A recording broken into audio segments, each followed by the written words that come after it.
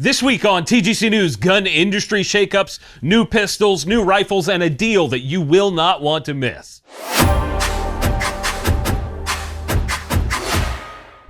Welcome back to another episode of the Gun Collective News. I'm John Patton, and I have some really good news for you guys about TGC.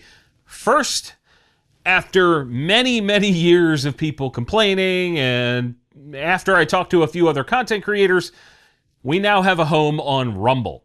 So if that's where you like to watch videos, you want to go do that, please hit the link in the description and go follow TGC over there. On top of that, I need your help in a different way.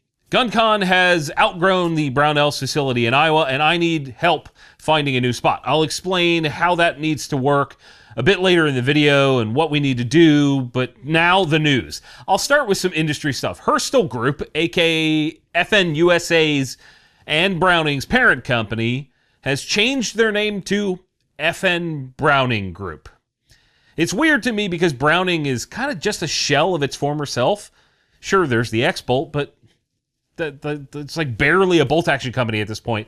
And FN seems to be the brand that gets the most focus, but whatever. Corporate bullshit's gonna happen whether I understand it or not. Also in industry news, Silencer Co. has announced their acquisition of ZevTech. In the press release, it says Silencer Co. plans to bring renewed focus to the ZevTech brand as Zev shifts away from its OEM operations while maintaining their HQ in Centralia, Washington. What I take away from that is that Silencer Co. hopes to have Zev get it together and make more cool stuff. The OZ9 pistol is fantastic, and the new FDP-FDC project Zev was working on with Magpul is also pretty cool. So maybe we'll see the return of the Maxim 9 mixed with like an OZ9. I guess time will tell. Time will also tell if you're going to grab something from this week's sponsor, Sylvan Arms. This episode of TGC News is brought to you by Sylvan Arms. New for 2024 is their SA5 folding stock adapter. Developed for serious use, the SA5 is made of steel, has adjustable hinge tension, and a tighter fit to your receiver. And of course, all the features from their previous folders. To get 10% off, use the code TGC10 at sylvanarms.com. Now, how's about some new guns? First, Aro Precision just launched something I don't think anybody's really expecting from them. It's part of the Solus lineup of bolt actions, and it's the pistol version. This is a direct result of the pistol brace victory, and essentially, this is just a tiny version of the Solus, the normal one. You can get it with either a 12-inch 6.5 Creed, a 12-inch 308, 10.5-inch 223 Wild, 8.3-inch 300 Blackout, and the 8.3-inch 8.6 Blackout. All of these have an MSRP of $1,900, which sounds like a lot, but I guess you're getting all the valuable parts from the rifle variant in the action, chassis, and shorter barrel. I don't know.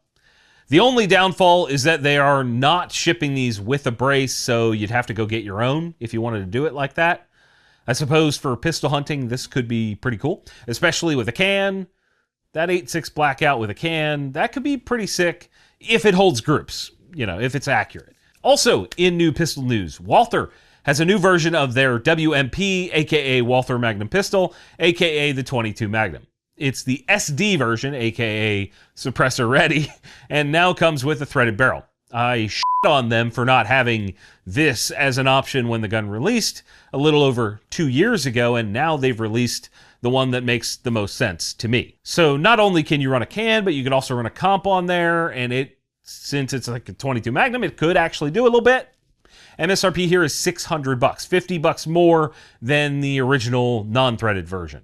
I will let you guys tell me in the comments if you think that's a fair price. We also have the, return of a brand in the news this week. Santan Tactical, a company that the OGs of Instagram gun stuff will remember very well. That turns out they're back. CMC Triggers acquired the brand several years ago and is in the process of a relaunch. The first gun they're talking about is their Patrol series of AR-15s.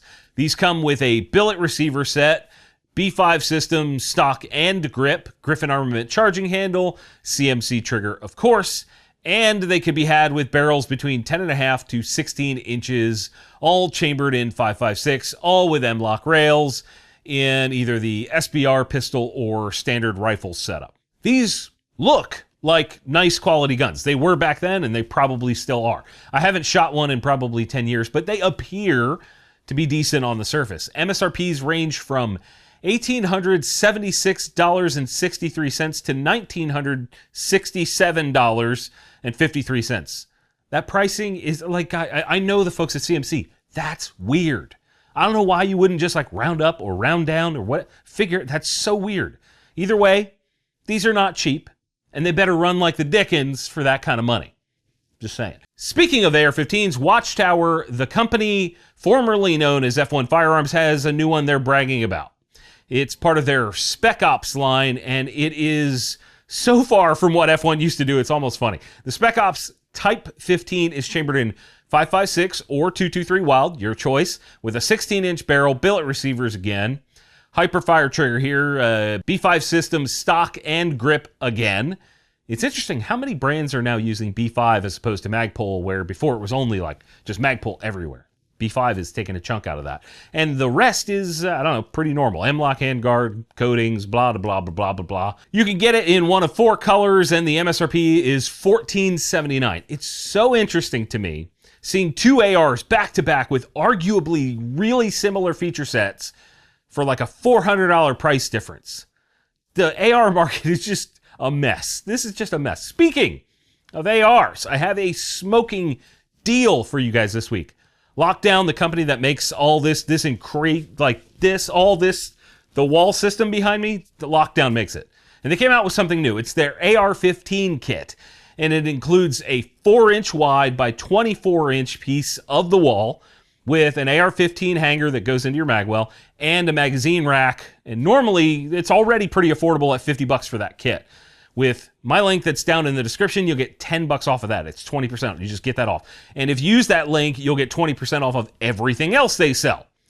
I think people that think the wall behind me, like a lot of people are like, man, that's a lot of stuff. They think it's impossible to own. Well, there's a lot going on. Sure, I get it.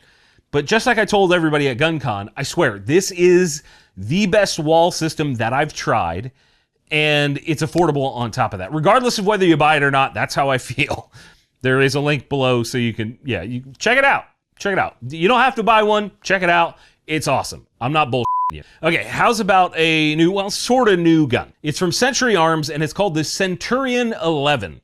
Long story short, this is a GI style 1911, no frills at all, chambered in 45, 5-inch barrel. It's being imported from Turkey and comes with a hard case and a cleaning kit and a single mag. The part that matters here is the MSRP, that is $400.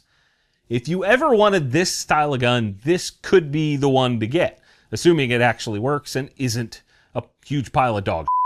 Also, in new guns is a new line from Smith & Wesson. It's part of their Performance Center lineup of pistols, and they're called the Carry Comp. There are 3 flavors: full-size, compact, and micro-compact. Much like a bunch of the other big brands, Smith is now offering a comped version of their pistols. This one is not just a comp added on like a threaded barrel or a barrel that's too short and letting the slide do the work like SIG does it. This is a barrel with a comp cut in and, of course, a slide cut to match that. There are, of course, some fancier slide serrations on this because it's a Performance Center version. The guns are optic ready, and being that, again, they're part of the Performance Center line, the triggers should be nicer. I don't know. They don't look any different than the normal M&P trigger, which is already okay. It's okay, but like visually it doesn't look better. I'm hoping the Performance Center is better. I don't know. There are 3 models. Again, the full size is a metal frame gun at an MSRP of $999, $1,000. The compact is a polymer frame for $800, and the micro compact is the Shield Plus at $650. And in my opinion, it's either the full-size metal gun or the Shield Plus. That middle one, I don't get why it even exists. It's nice to see Big Blue getting their crap together with a comped gun, finally. Like, all of the big gun brands, they are not exactly nimble. None of these companies are nimble. So this is cool to see, even if it's after some of the other options have already been out for a long damn time. And remember I said I needed your help with GunCon. Well, I'm going to try to explain the criteria for our new location options, I guess. This is what I need. First, we need a big enough range for our media range day to hold at least 50 brands on the firing line.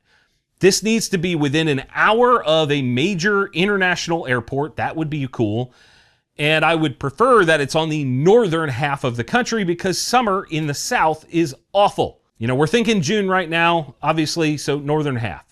Please don't suggest a range that is a 4-hour drive from civilization. Those ranges are generally rad, but that's not what we need. And also, do not suggest an indoor range.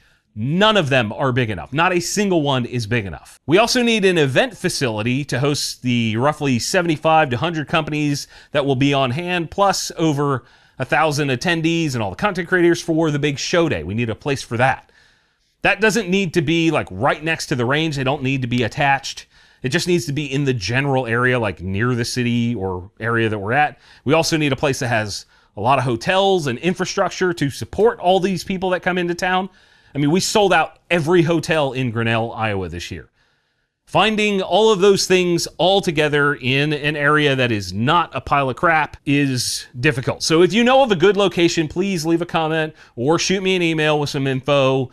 Maybe you own the range. Maybe you know somebody that owns it. Again, all of the criteria need to be met in order for this to work. It's a lot more challenging to find than you might think, and that's why I need your help. Thanks, guys. See you next week.